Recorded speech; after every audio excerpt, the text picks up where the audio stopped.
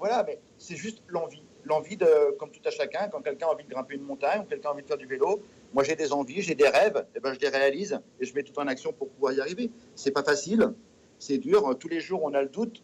Et faut trouver des partenaires, faut trouver des préparateurs physiques, faut trouver des préparateurs mentaux et ainsi de suite. Le plus dur c'est de trouver les sponsors. Mais une fois qu'on a tout ça, bah, on y va et on essaie d'atteindre ce qu'on a voulu atteindre. Est-ce qu'il y a une forme de militantisme derrière tout ça ou est-ce que je vous dis n'importe quoi? La preuve par l'exemple que le handicap peut aussi être une force, ça compte pour vous ou pas?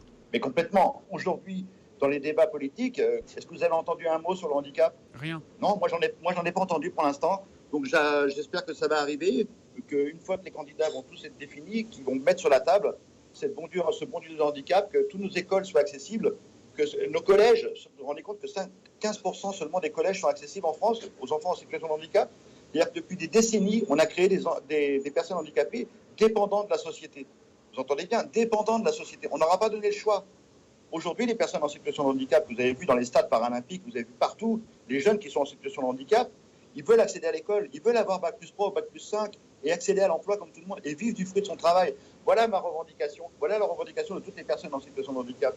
Moi, je réalise mes rêves, je réalise mes défis et en même temps, je montre que c'est possible. Vous savez, mon métier à plein